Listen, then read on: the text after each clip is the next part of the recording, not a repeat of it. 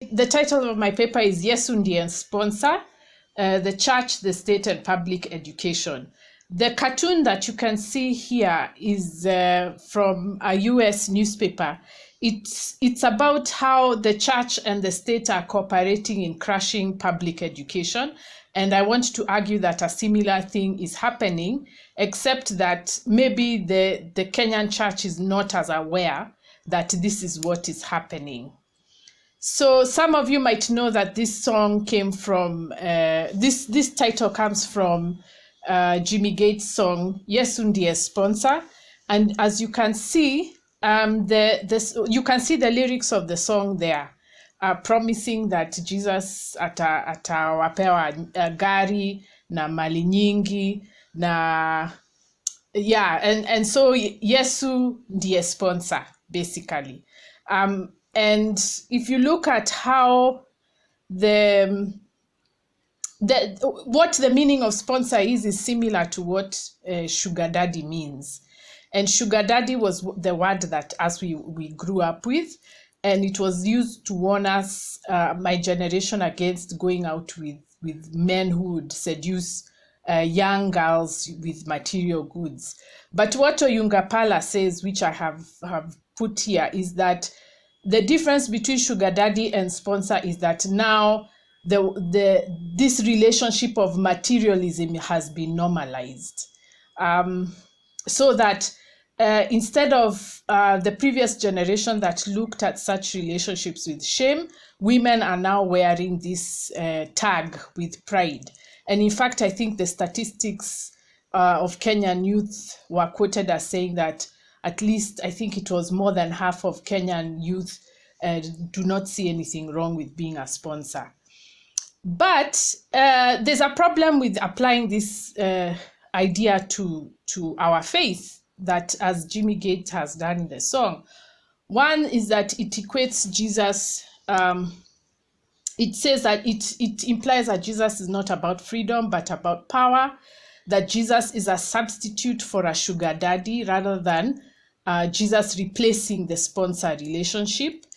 It also implies that faith, like sex, is reduced from the expression of a relationship to a commodity, which kind of ties in with what Professor Kaunda was talking about in the plenary. And that the sponsor relationship, the other problem is that the sponsor relationship emerges from economic inequality and the fact that the youth are finding it very hard to make economic and social progress. And these are some of the reactions to that song. This was one. This one was annoyed. This one was an article in the Standard that supported Jimmy Gates' song. Then, in fact, you can see the writer says, shouldn't we be leaning on Jesus instead of breaking up homes and selling our bodies to achieve wealth? Of course, there's a problem with that direct link between Jesus and wealth. And then there was also amusement from the media. They thought it was funny, as you can see. So, what are the lessons from the way the public reacted to that song? On one hand, the public senses that there's something wrong with applying the term sponsor to faith. But on the other hand, the song, despite itself, captures a truth which Professor Kaunda talked about in the morning, that there's a cozy relationship between materialism and the Christian faith, which needs to be addressed. So, what I'm arguing in my paper is that if the public is aware of the problem with the idea of sponsors, how come the church accepts to be called sponsor? Because actually, as far as public education is concerned, the Kenya government sees the church as a sponsor.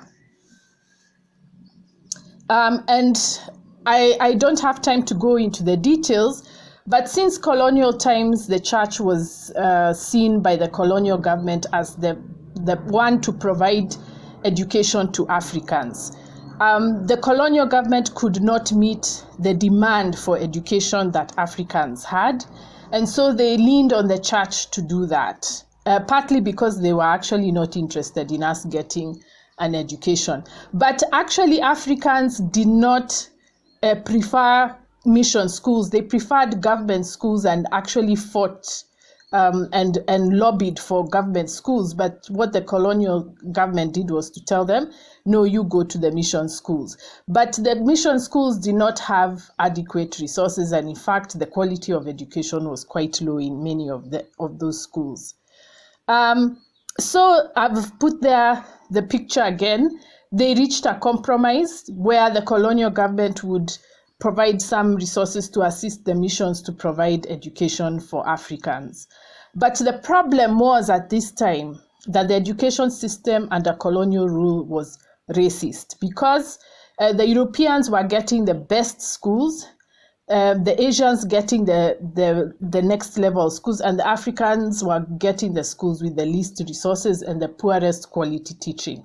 So in essence, the inequality in education started during colonial times, and the church was part of it. Maybe whether they were aware of it or not is another story, but they were part of that, of reinforcing that inequality.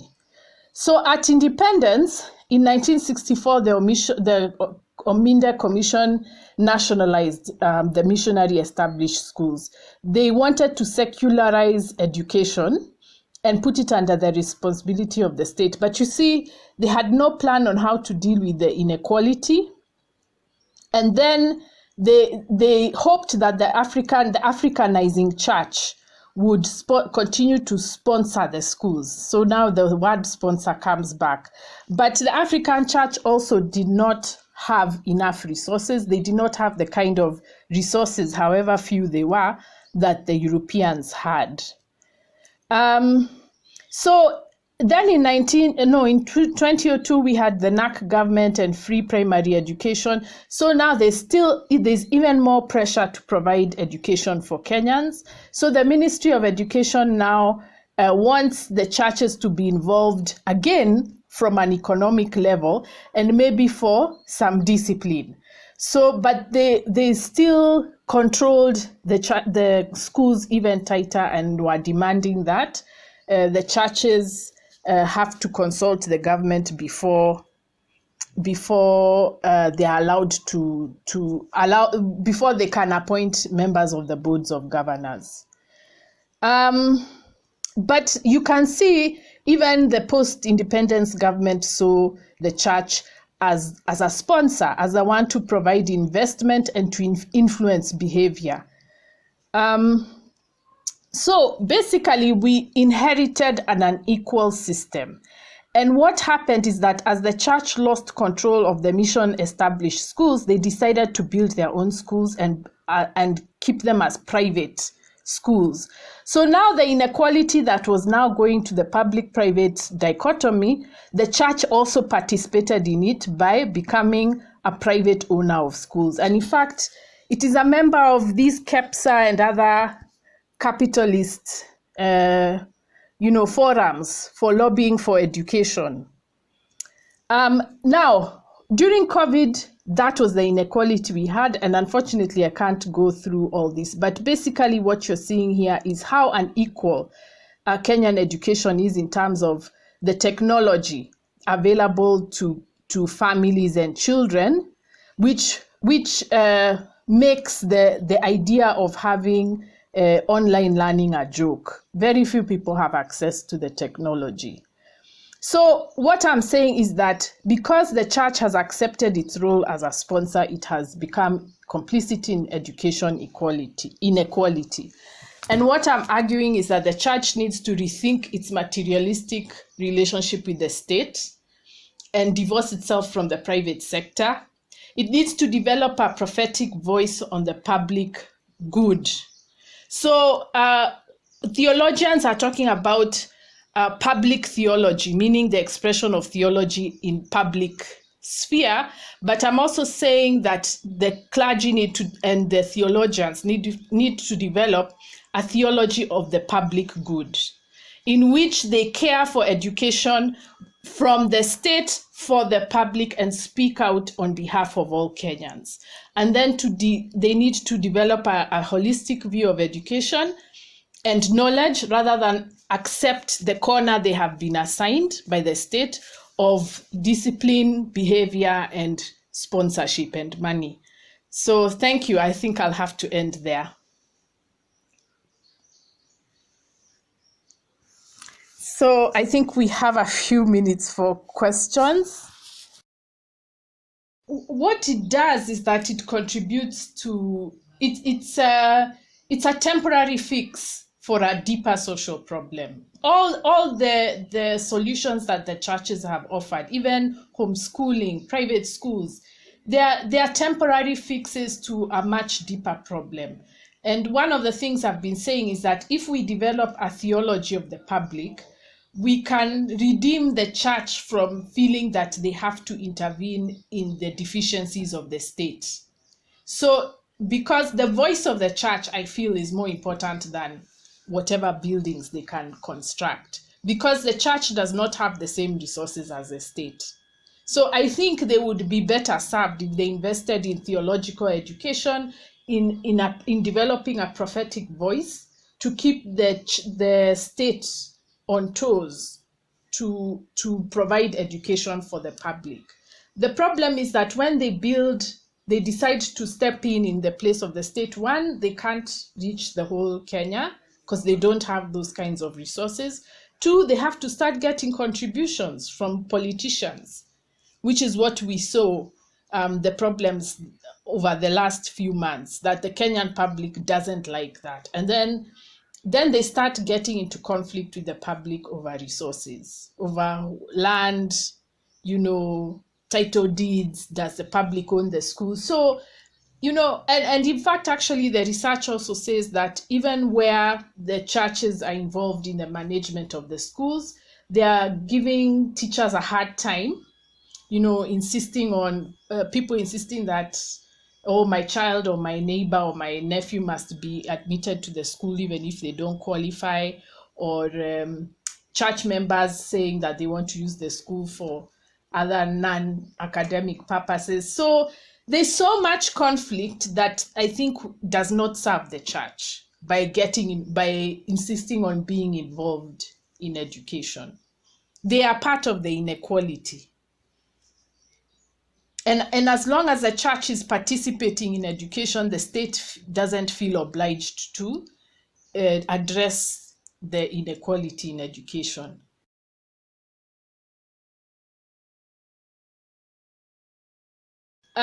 What has happened is that the clergy have lost the courage to tell off the politicians, partly because these are the same politicians they need money from so that they build the schools.